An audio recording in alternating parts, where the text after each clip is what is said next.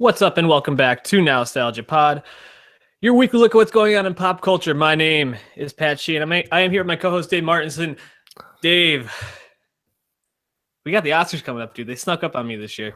They snuck up on me too. We didn't plug that they were coming up last week. Yeah, it's fucking crazy. I think because of the delay with the Olympics, it was like, oh, we got plenty of time, and then February's over in like one day. I don't even know how that happened. Very fast month, no doubt. Even though the Super Bowl feels like it was ages ago, it still felt like a quick month.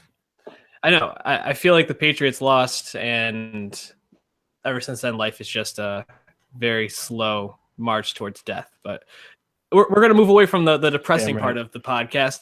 If you want to follow along with us this Sunday as we watch the Oscars, follow us at Nowstalgia Pod. We'll be live tweeting the event. If you subscribe to our channel, we will also be recording quickly after the Oscars. If anything changes with that, you can follow our Twitter and we'll let you know, but that's our plan at the moment. So subscribe on YouTube, follow on SoundCloud, iTunes. You want to make sure you get all the best Oscars hashtag content that you can. You know, I want to start with something I saw on Twitter last night, and I'm going to tell a little story. I want to see your reaction. SpongeBob SquarePants, 12 seasons in, ending March 1st. Oh, it's ending. No, it was a hoax. It got me. I was so upset. I went on YouTube, started watching all my favorite Patrick Star clips. Wow. Yeah, it really got me. And then I saw this afternoon that was just a prank. But a lot of people made me wonder. Right.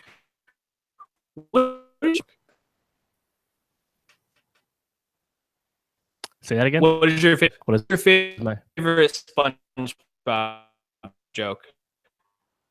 Oh, that's a good one. I mean, it's such a meme factory these days. Man, put me on the spot. It's tough. I don't know. I mean, on any of their older episodes, there's so much gold there. You know. Yeah.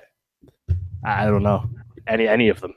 Yeah, it was funny because I went back to watch Patrick Star specifically. I feel like when I think about SpongeBob, his moments seem to stick out to me the most.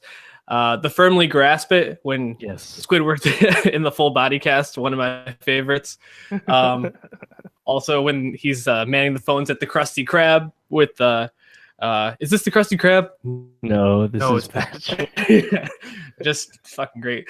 Yeah, I was sad about it, but they're actually signed on through May, so 26 more SpongeBob episodes to come. Maybe another year, who knows? But hope that one time. Since 1999. Yeah, crazy. It was a real staple of my like late childhood cartoon watching. Right. Were you really carried Nickelodeon post like the 90s Nicktoons era? You know, Rugrats, all those shows ended. Hey Arnold, all those, but SpongeBob was a fucking staple to this day. Honestly, it's probably one of the most popular, dependable shows. Still. Were you a Nick kid or Cartoon Network? Both. Yeah. What I wasn't was a Disney Channel kid. I did not watch the Disney Channel.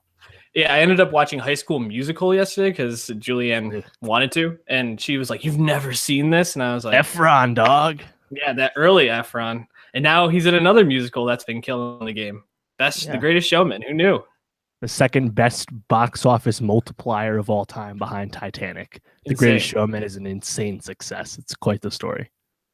And we're going to be talking about if that might nab like a technical Oscar by chance later on. But we got a lot of stuff to talk about today. So we got some music news.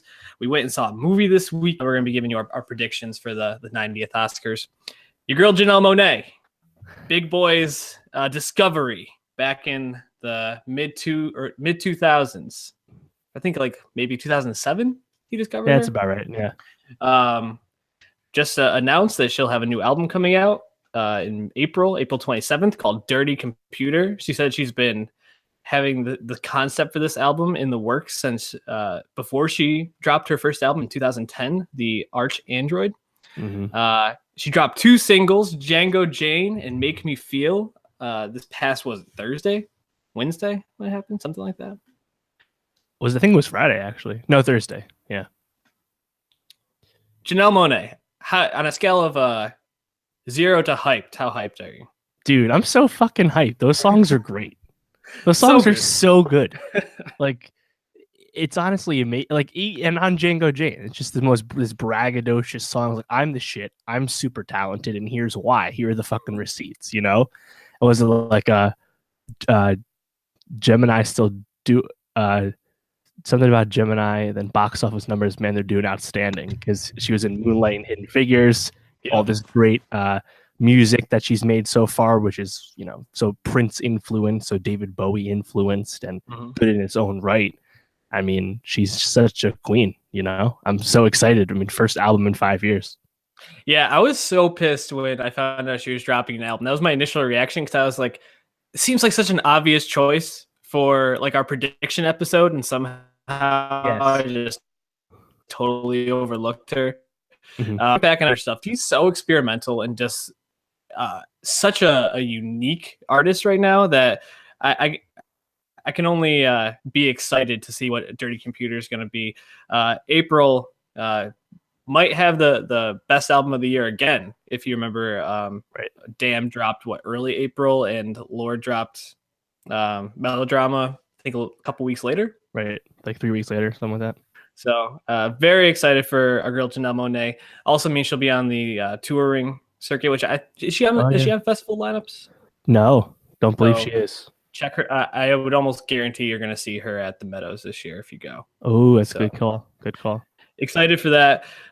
Also, I was surprised that I listened to this album. Was not expecting it, but your boy Towkio, Towkio. Yep. What? Dropped his first feature album or first full length album. I mean, fuck, it's his first anything. He has only thing he has to his name is an official EP. First mixtape, first album, first whatever. Yeah. www. And he had some crazy stunt for this, right? Mm-hmm. Yeah, he went up in a weather balloon into space, not even into lower atmosphere. He was fucking in space, and then he dropped back down. And he dropped the album. Very cool video. You could tell for a second he was like, "Fuck, like am I about to lose my shit?" And then he got his composure. It was pretty cool. Definitely, I mean, there's ways to make yourself blow up, and then there's ways to get attention. And I actually really like this. It's because it's such a ballsy, out of left field thing to do. But you might not know the name Towkio, but I'm sure most people listening have heard him before because he's on Chance the Rapper's coloring book. He's featured on Juke Jam with Justin Bieber. He also has a great song as Lucy with Chance called Heaven Only Knows, a song called Clean Up. He's got some songs with Vic Mensa. He's and Vic's on this new project, of course, but he's been one of those, under hyped up Chicago guys, of which there's so many. But this is great to see him finally come out with a official project, because I think it's actually quite good. What do you think of it? The Chicago influence was noticeable. Not in a bad way though. When I was listening to this, the first thing I thought was a lot of these songs sound like they could be Chance songs, or at least like something that Chance would hop on. It's a very interesting album because it's poppy rap and it's very catchy at times, but it's also experimental. Like he has those fun, almost like childish sounding songs like Chance had for some of his more recent stuff, and then he goes a full orchestra for another song, and he does a project with SZA, he does one with Vic, and they all sound unique in their own way, but it still flows together. I thought for someone that I was not expecting to listen to, and somebody that I did not have high hopes for when I went to go listen, I was very pleasantly surprised. Yeah, hell yeah. I liked Hate the Love, one of the last songs. Got a nice chorus there. Symphony at the beginning I liked. Hot Shit, Forever. Definitely some nice album cuts there for sure. I think Forever's the one, Vic. That was good. Yeah, I really like the Forever. Even Hot Shit, which is just very braggadocious song, was a lot of fun and definitely catchy. Definitely check out Tokyo's album. Might be one of the biggest surprises of the year to date. Him and probably Rich Paul. Rich Brian. Right. LeBron James' agent. Oh, man. Well, if he dropped something, I'm sure that'd be that hot fire, too. Something I expected to like a lot and it lived up to my expectations. I gotta say, Annihilation, Alex Garland's fourth film, second directorial film, and then fourth that he's written or produced. Yeah, I mean, he wrote 28 Days Later. He wrote The Beach, which was based off a novel he wrote. He wrote Dread. But yeah, Ex Machina in 2015, and then immediate follow-up Annihilation are his two most recent directorial efforts. Oscar-winning Ex Machina. That's right. You called that. Yes, I did. That was episode 1 of Nowstalgia. Check it out if you want to. For all those OG Nowstalgia fans that remember that, shout out to you. Also created probably my favorite GIF that we used ever, tweeting from the pod with Oscar Isaac dancing with that Asian robot. I can't remember what her name was. So yeah, Annihilation, based off of James Vandermeer's novel of the same name. Jeff Vandermeer. Jeez, I'm whiffing on all the first names today, or names in general. What did you think? Did this live up to your expectations? Were you surprised? Were you disappointed? How did you feel leaving the theater? Yeah, so I mean, I think that's the right question. How did you feel? I think it's tough to. This is a movie that's hard to talk about because the themes are so psychological, so complex. But it's a movie that I've continued to think about since I saw it on Saturday, and I think that's kind of a common sentiment I'm getting from a lot of people that like the movie. It's interesting because 86% Rotten Tomatoes, what we come to expect from Alex Garland, well received, 116 positive reviews and 19 negative, very good, but only a C cinema score. Which kind of goes along with the poor test screenings that scared off Paramount into selling the international rights to this movie to Netflix, and so it seems to be hitting with some people really well, and then other people it's missing with. I mean, it's not super action packed. I don't think it ever marketed itself to be that. I mean, it's not Star Wars. It's more of a more methodical sci-fi. And maybe it's a little slow in the beginning, I guess. I'm not sure what people didn't like about it, because no one saw this movie. It only made $11 million in the box office. That's fourth place. I mean, heck, it only opened in like 2,000 theaters. That's half of what Black Panther opened with. So the people that were seeing this movie, I thought they kind of knew what to expect. So I'm very kind of surprised that it's getting kind of a middling reception among the audience. But in terms of what I thought, I mean, I loved it, and it's tough to put into words, but I've been thinking about it a lot. What about you? You summed up, I think, my process with it. A lot of times after I see a movie, especially if I know other people that will be seeing it, I'll text them after just to kind of like feel them out, see what they like, what they didn't like, see if it matches up with where I was at. And for this movie, it was Sean McKenna, friend of the pod. And, you saw it already? Great. Yeah, I checked it out last night. And he left and he was like, yeah, it was pretty good. And I was like, we talked about it for a while. And then when he woke up this morning, he's like, I can't stop thinking about Annihilation. And I was like, yes, like that's what makes this movie good. And I actually think that's probably what is at the detriment of the movie for general audiences, is that it's a movie that is very ambiguous. It's a movie that challenges you to figure it out and doesn't just spell it out for you. And it takes a lot of risks, I think, in the storytelling and the structure of the movie, that it's kind of like interpret this the way you want. But because it's not spelling it out for you and it leaves a lot up to interpretation, it kind of leaves you with a feeling like, was that good? I don't even know what I really just watched or what I came away with there, which I think for more intellectual movie fans is a good thing. But for people that are just going to go and enjoy the weekend or just try to have a nice Sunday out, it doesn't really fit for that. Yeah, I mean, and that's the thing too. I mean, even if you're dissatisfied with the A to Z of the narrative, it still has a lot of great performances, stacked cast, as we knew, and beautiful cinematography, lots of great colors. So I think even if you're not totally satisfied with what actually happens on screen, it's wonderful to watch happen.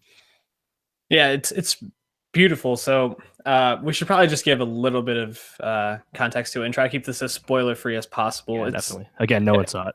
Right. No one saw it. And also it's a movie that's kind of hard to explain anyway. But basically Natalie Portman, the lead of this movie, Lena. Playing Lena, gets pulled into this group of female soldiers, or I guess just They're all kinds of scientists, more or less, professionals, in a way. paramedics, etc. And they're gonna go into this like alien compromised area called the Shimmer, where they basically go through this otherworldly force field, blob, force field, whatever it is, and within it they've sent all these army teams, and no one has come back. They've lost all communications with them. No one knows what's going on, and until someone does come back. And the person that comes back is your man Oscar Isaac. Oscar Isaac was what I was going to say. Oscar Isaac, and he's doesn't seem to be himself, and you know that because he was married to Lena in the movie. Again, Natalie Portman's character, and Natalie Portman's trying to figure out what happened to him. So it's hard to really explain much more without giving a lot away, but I think there's enough there to kind of dissect. How did you feel about their relationship, first of all, Natalie Portman and Oscar Isaac on screen? Did you buy their relationship? Oh, I bought it. I think that's the narrative structure of the film. If you're going to poke holes in it, I think the reliance on that relationship throughout the whole movie could be something you could poke holes in, because it's so important, it's so present. From what I've gathered, I haven't read Jeff Vandermeer's first book in this trilogy that this movie's based off, Annihilation, but apparently Garland took a lot of liberties with the storytelling. They kind of tease some stuff that was in the book that the movie doesn't get to. You remember when they go to the very beginning, when they set up camp, none of them remember setting up said camp. They kind of just drop that plot line, right? Kind of leave it there. But I guess the relationship wasn't the total package in the novel. Again, very hard to talk about this kind of stuff, but I think the psychological aspects of the film and the way the ending I thought was spectacular, and it kind of I thought it all brought it back together. Yeah, the relationship. Well, again, without spoiling anything. Yeah, I would agree. I think it was weird because it was almost like Dunkirk in a way. Not that there were other timelines, but like the way it kind of jumped around. Flashbacks, Back to the Future, not knowing in what order the flashbacks are coming, because obviously at some points they show the relationship very happy and at other points not necessarily in the best place. It kind of left you, I think, at times being like, what's actually going on with this relationship? And also, I think the stuff with the other person who she works with added into it was a little bit, maybe missed the mark for me. But overall, I thought that their relationship was pretty cool. Kind of one side note for both Oscar Isaac and Natalie Portman in this, I thought they were both wonderful. Natalie Portman is obviously a class act, and Oscar Isaac's one of the best working actors we have. But both of their accents I found very just intriguing at times. I felt like Natalie Portman was falling back into her Jackie O a little bit. She'd be like, she would say something like, "Oh, these can't be from the same species, but they are." And I was like, are you about to it's refracting? Yeah, exactly. And Oscar Isaac just jumping in and out of his Southern accent at just random points. That's true. Yeah, I did notice the Southern accent now that you say it. Shout out the whole cast, honestly. Shout out the whole cast, obviously, or honestly. Yeah. They were all great. Yeah, Tessa Thompson with I think probably my favorite performance, because it was the she did the most with probably the least, actually. Exactly. She showed her range a lot in this role, to be honest. We've always known she was good, but she did stuff she hasn't done before in this. And Gina Rodriguez, I think, is the other person that people are left really talking about. Jennifer Jason Leigh is, just unbelievable. And the last time I think I saw her in a movie was Hateful Eight. So to see her go from playing that character to this was such a... What did you feel like were the parts about this movie that people can really look at and say, that wasn't so great, or that didn't really fit for me? Well, I think it's hard to explain what exactly the message is. This isn't the whole pretext of going from Area X to the Shimmer to find out what happened. Those answers aren't really what the movie's about. And I think that's something that some people just can't grapple with. Some people just really want the plot to be what they thought the plot was going to be the whole time, you know.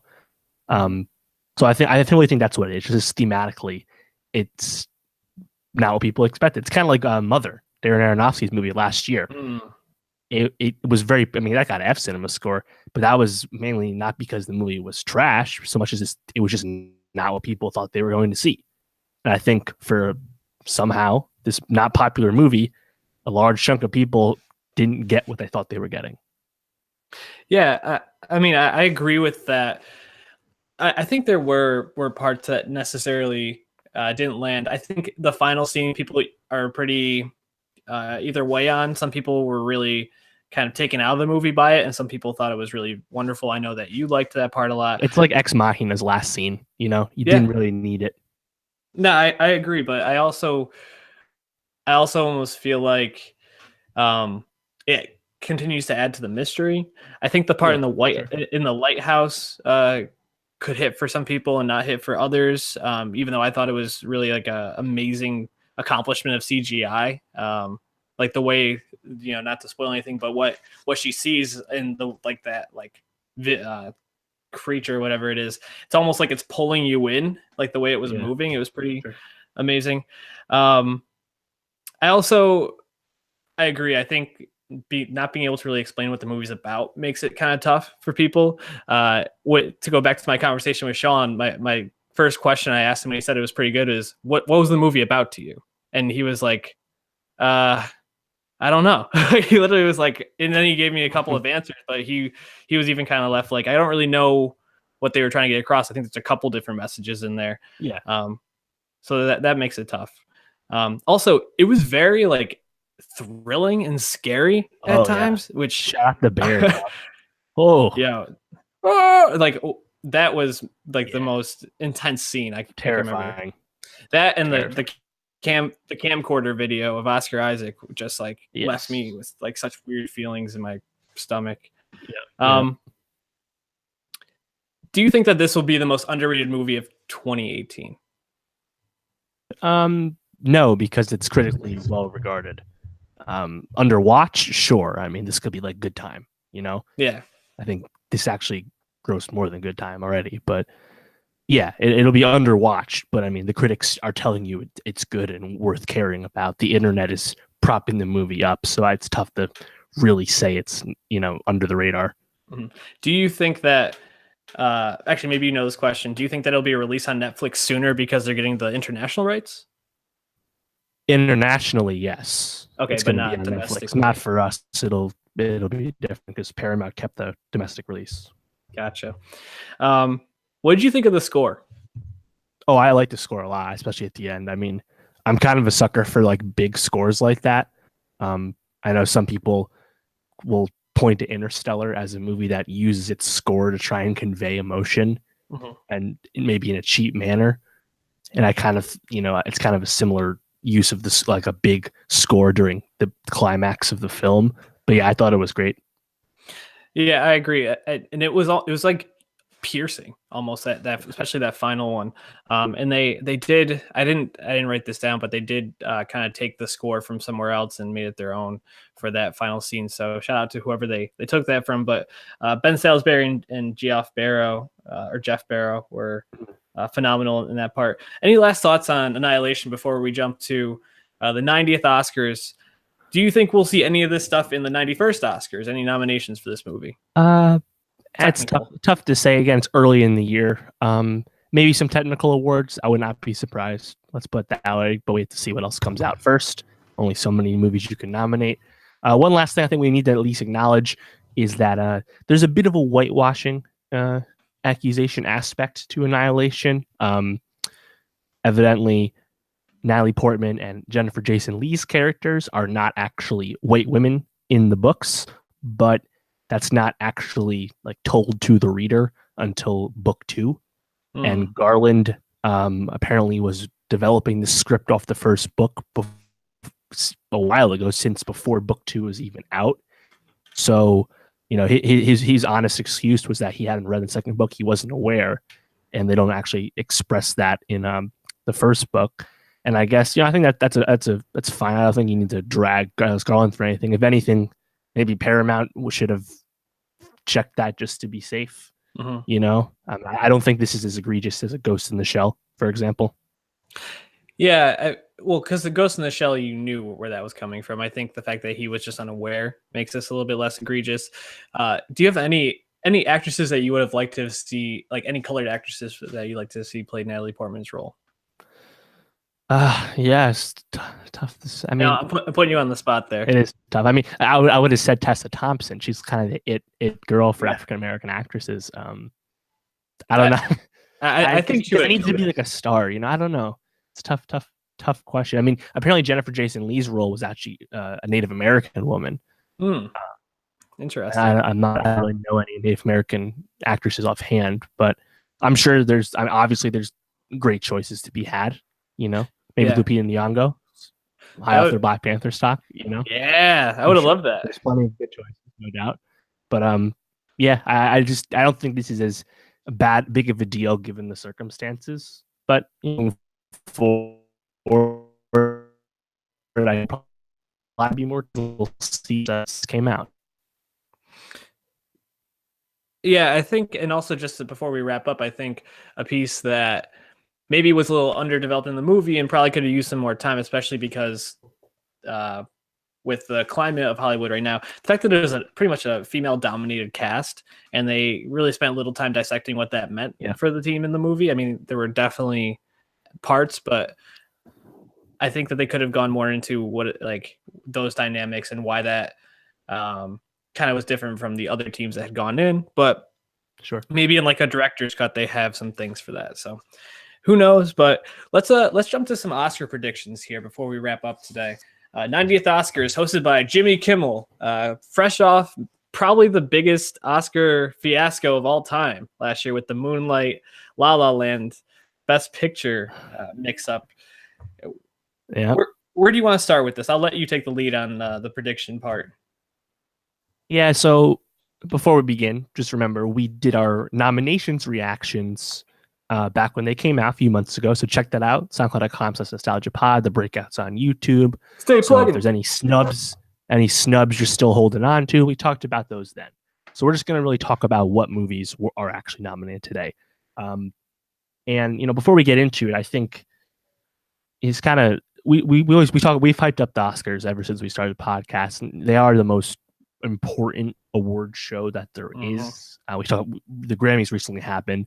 We talk about why the Grammys don't matter because the people that are supposed to be happy about winning Grammys often don't give a shit, like Drake and Justin Bieber and Frank Ocean, for example.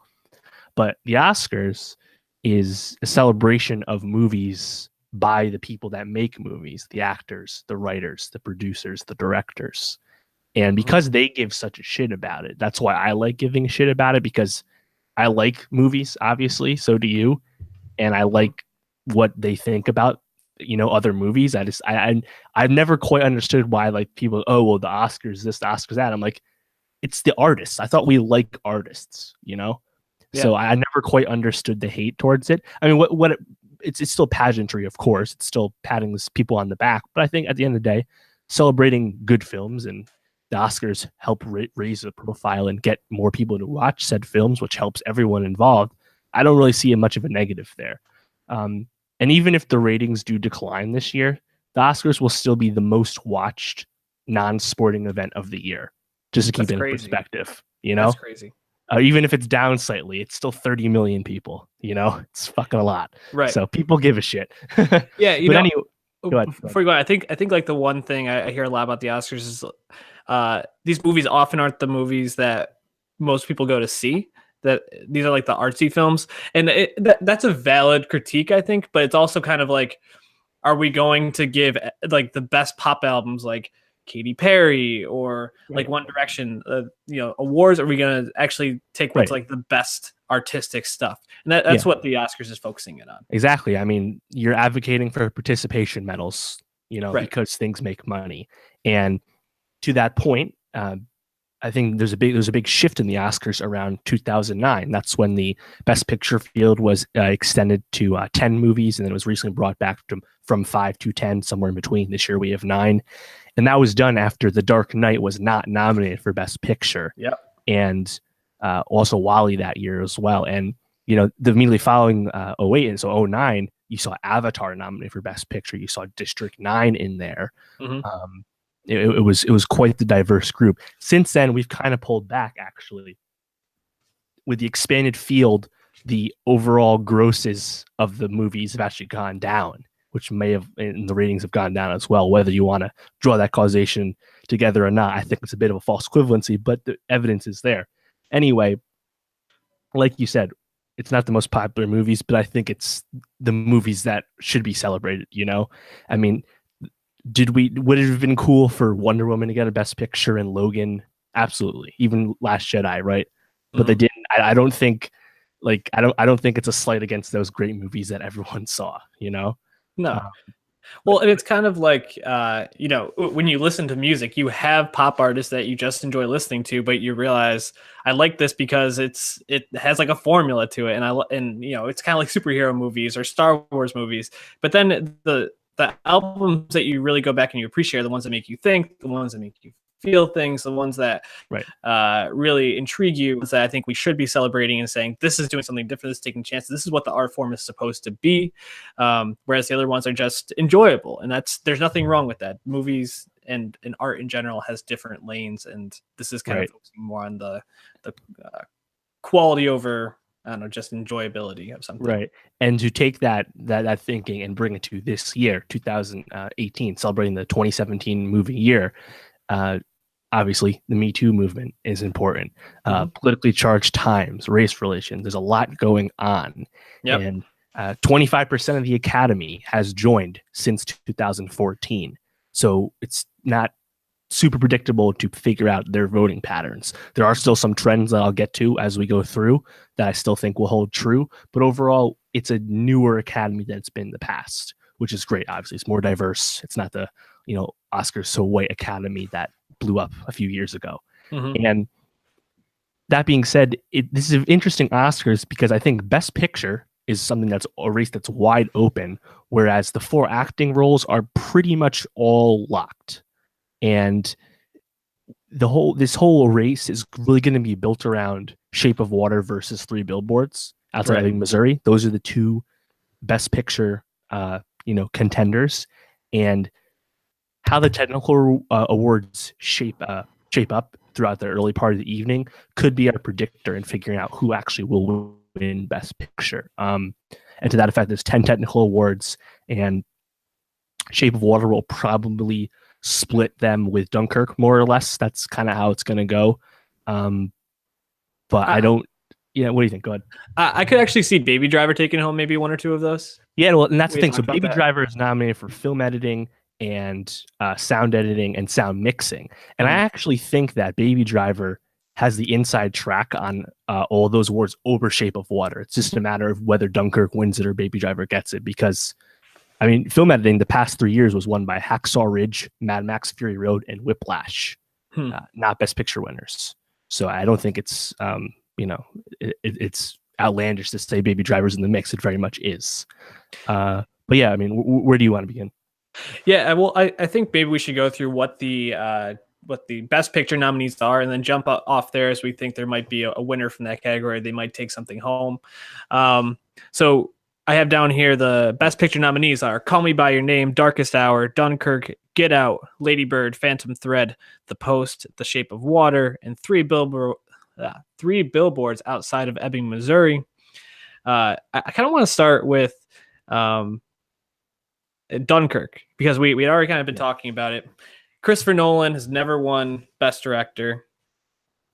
I don't see him winning this, but I think that there's an outside shot at it. I think it's either going to be Dunkirk wins a lot of awards or it gets maybe 1 or 2 technicals. I don't see it being much in the middle. What do you think?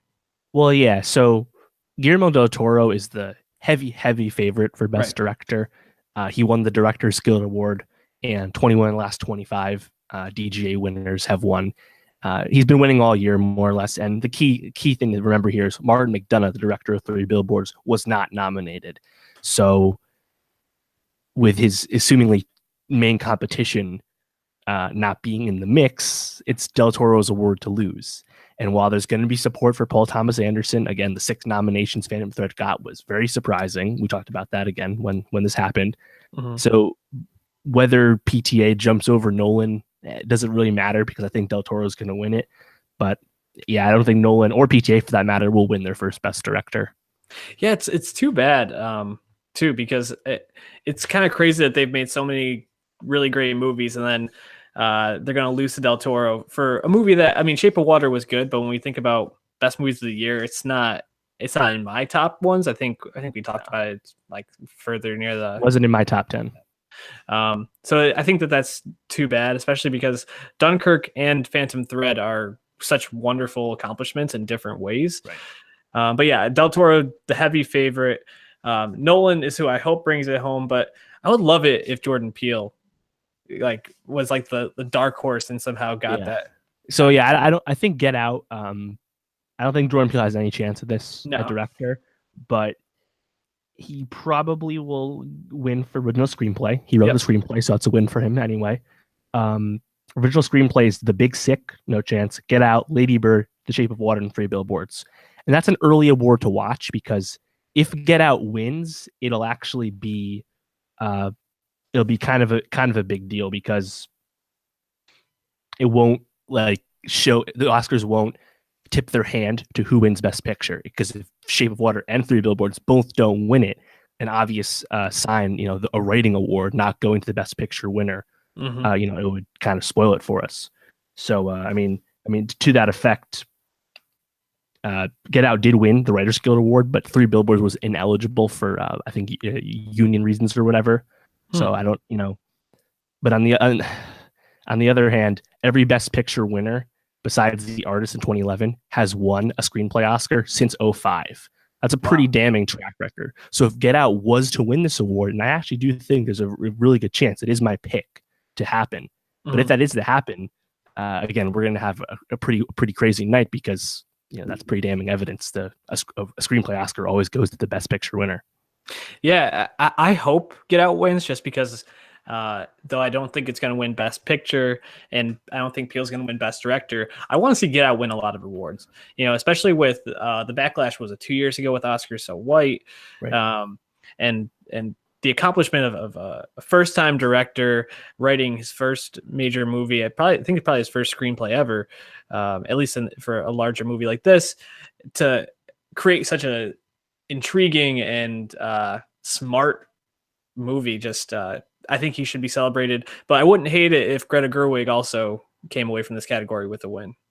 Yeah, so unfortunately I don't. So Get Out, I think there's some rumbling, maybe Get Out can sneak in for Best Picture with the Three Billboard Shape of Water fight canceling each other out, because again, it's a what do you call it? It's a plurality a preferential ballot, so you rank your picks, so second place votes can help you win.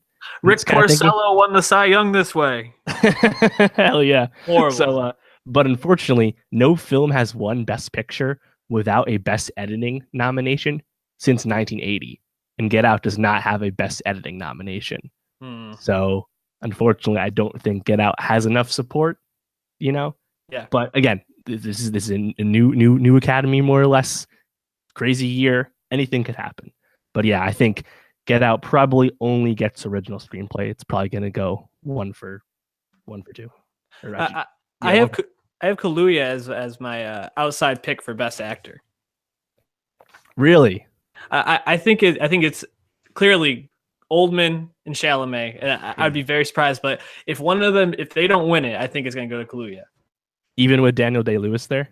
Yes, because I don't think this was a role that I don't think Daniel Day-Lewis's role was one that people were really looking to say, that was one of the greatest Daniel Day-Lewis performances. Even though after he played Lincoln and he won for that, and he's won 3 already, I don't see him getting a lifetime achievement number 4. Sure. Yeah, no, I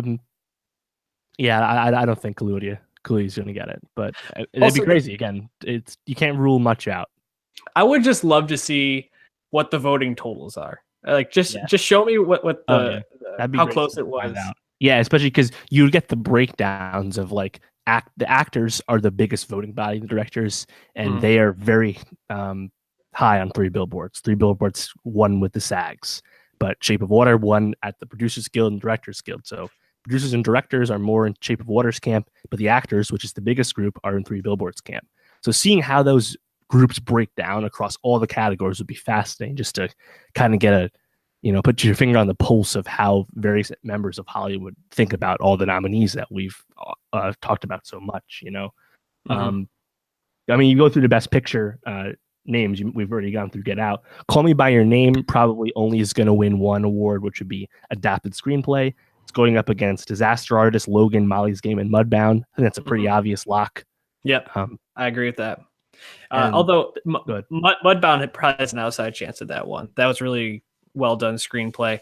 Chalamet, I think, is probably the second fiddle to Gary Oldman in leading role for an actor. He's been second all season. That's the thing. How could you predict him actually winning now when there hasn't been any actual wins thus far with all the different guilds, So he's a very worthy second. Again, he's a young kid, so he'll be around a while. I'm not up in arms about it, even if I like his performance a little more. But yeah, I think Oldman's got it locked down. Also, just a side note, Atlanta's coming back this week, which I can't wait for. But they use a peach as their logo, and I can't look at a peach the same anymore, dude. They got to find a new logo after Call Me by Your Name. Agreed. I didn't even think of that. Let's see. Keep going through the Best Picture nominees. The Post was probably 9th place or 8th place with Darkest Hour, right? So The Post only had 2 nominations: Best Picture and Best Supporting or Best Actress. Yeah, Best Actress for Meryl Streep. Right. Meryl Streep's not going to win that, so The Post is going to go over 2. Easy money there. Darkest Hour, we mentioned Gary Oldman. He's going to win Best Actor. It's not going to win Best Picture, and it's up for costume design. I don't think it'll win that, but it'll almost assuredly win makeup and hairstyling, a technical award, just because of the physical transformation of Oldman, right? So Darkest Hour is going to get at least two wins. Who else is up in those categories? So makeup and hairstyling was only 3 nominations. It was Darkest Hour, Victoria and Abdul, and Wonder. That Jacob Tremblay movie with Owen Wilson. Yeah, wasn't that great of a movie. From what I've gathered. But yeah, weird category. But I mean, I think the odds of that is like 1 to 10. You can't even make any money betting on it. Yeah. So I agree with you. I don't really see The Post or Darkest Hour making any waves. You mentioned 3 Billboards though. How many awards do you see this actually winning? Right. So I mean, if you look at the breakdown, I mean, judging off of my picks, I think Call Me by Your Name is going to win once. Get Out's going to win once. Darkest Hour probably wins twice. I, Tonya wins just once for Alice and Janney, obviously. Dunkirk probably wins 2 or 3 times in the technical categories, and that's it. I have Lady Bird winning 0 times. If you look at the nominations, I don't think it's actually going to win anything, unfortunately, despite it being my #1 movie of the year. So yeah, it really comes down to 3 Billboards versus Shape of Water. And for my picks, I actually have it as a 3-3 split. But those 3 wins for 3 Billboards are Best Actress, Best Supporting Actor, and Best Picture. As much as I wanted to talk myself out of the Best Picture win, I just think it's going to be 3 Billboards. Man, it's so sad. I mean, I didn't actually see 3 Billboards yet, and it's a movie at this point. I've decided I'm just gonna wait till it comes out on DVD. Right. Well, you've heard so much about it at this point that you didn't get to go in fresh like I did in November. Right. But with how much I enjoyed Call Me by Your Name, Dunkirk, Get Out, Lady Bird, and Phantom Thread, the fact that The Shape of Water and 3 Billboards are going to be the 2 that everybody's talking about, it just makes me so sad. Like those other movies are so good. Excitement about a Get Out swoop in would be so awesome. But again, like I said, it's not going to happen, I don't think. But yeah, so 3 Billboards and Shape of Water, I think it's kind of honestly easy to see because Best Director and Best Picture have been splitting for a while now. I mean, last year we had Best Director to La La Land, Best Picture to Moonlight. We had The Gravity split with 12 Years a Slave for an Alfonso Cuarón won for directing. Ang Lee won Best Director for Life of Pi. Inarritu won Best Director for The Revenant when Best Picture went to Spotlight. The more conventional movie with the bigger themes has been winning Best Picture, whereas the more capital D directing movie, the more technical achievement movie, is winning Best Director. And Guillermo del Toro for Shape of Water, a movie that's definitely simpler and has less to say than Three Billboards, regardless of the fact that Three Billboards might be saying that stuff kind of sloppily. It's just easy to see this mold working where you split the two front runners between director and Best Picture. I mean, they've been split every year since 2013, except for the 1 year when Inarritu won both for Birdman. So I don't think it's going to change. And I just can't see Shape of Water winning Best Picture because it's just such a safe pick, you know? Yeah. You're talking me into Three Billboards because I had Shape of Water picked.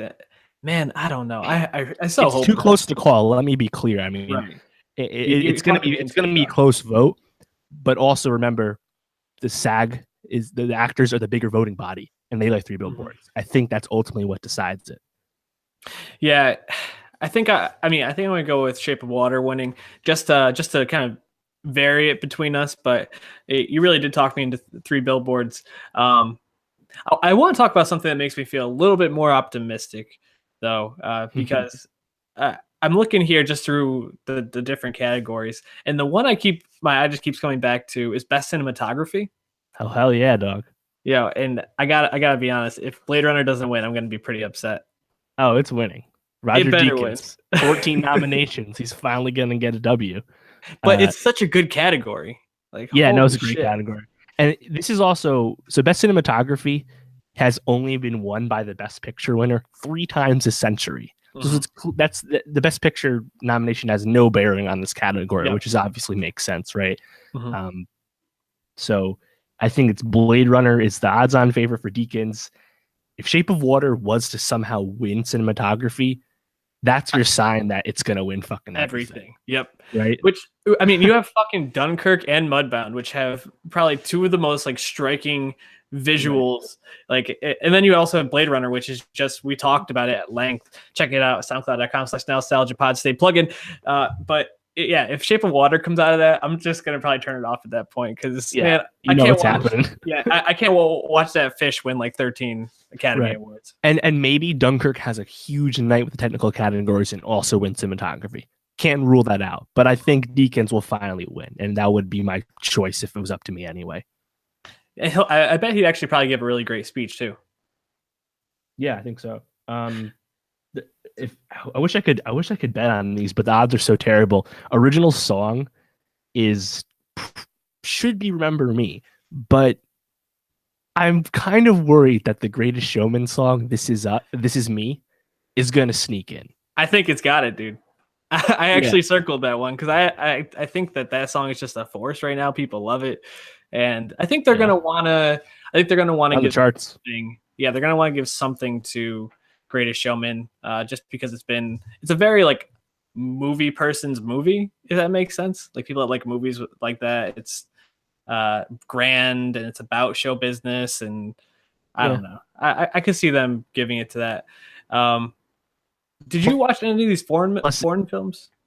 Well, yeah, one quick. So Coco's gonna win animated feature anyway, so maybe people would be they wouldn't be as mad about giving it to Greatest Showman because Coco's already gonna win one anyway.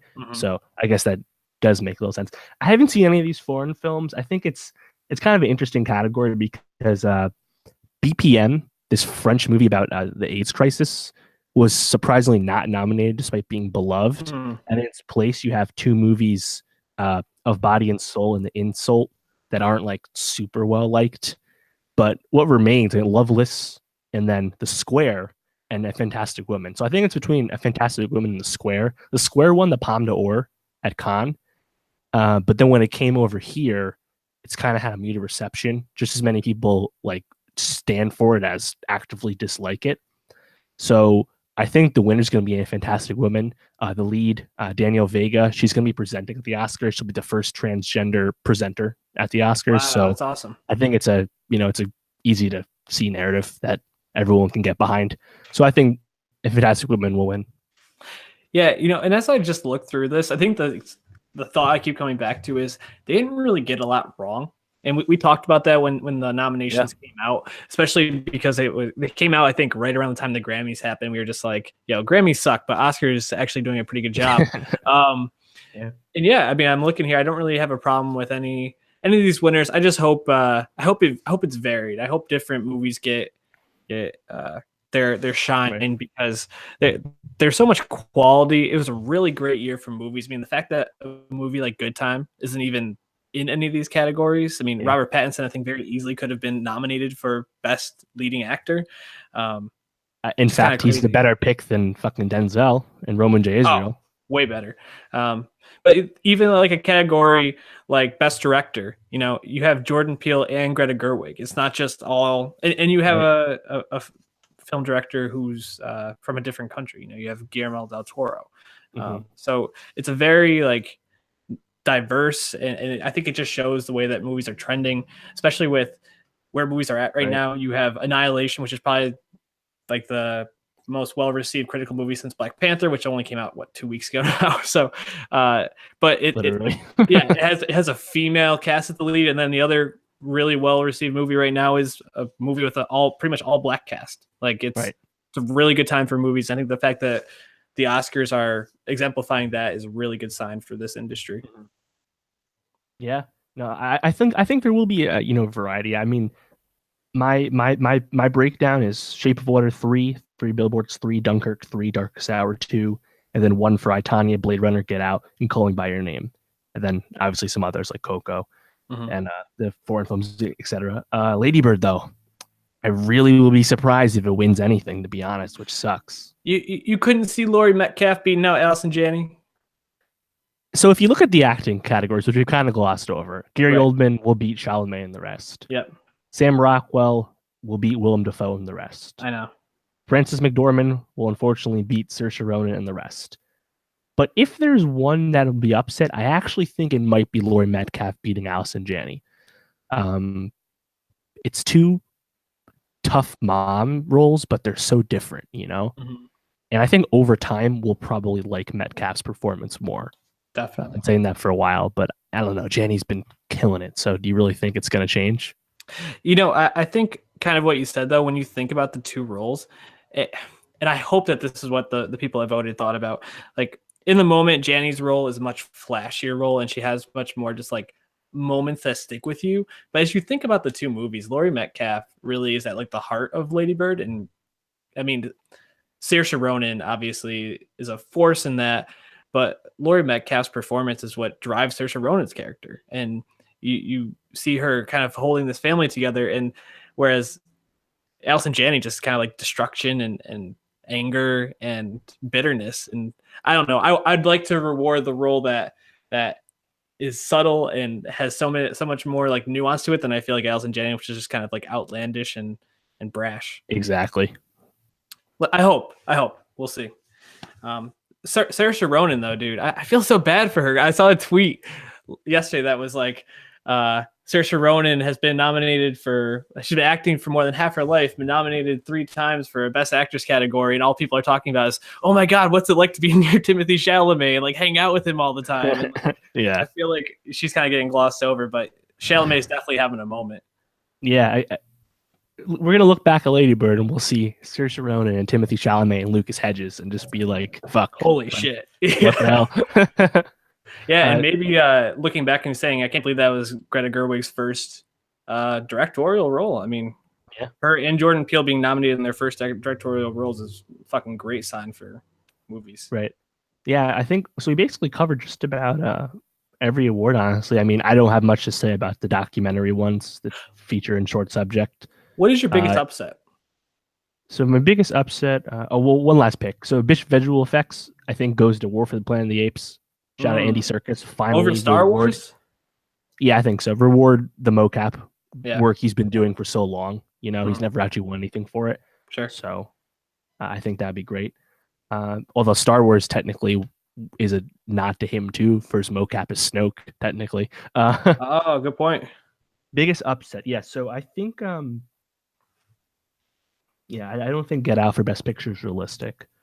So it's tough. I'm pretty set on most of this. I mean, and Baby Driver winning up to 3 technicals, I don't know if it's that outlandish. It's just a matter of if Dunkirk holds on to it or Shape of Water fucking slaughters everything at the down ballot, you know? Right. So you don't think there's any way? I don't know. Any way Willem Dafoe gets that supporting actor? The SAG actors love 3 Billboards. And here's the thing. I think of the people that, of the 3 Billboards detractors, most of those detractors don't have a problem with the actors. You know, they just have a problem with the movie itself. And we kind of saw the manifest when Martin McDonagh wasn't nominated for Best Director, you know?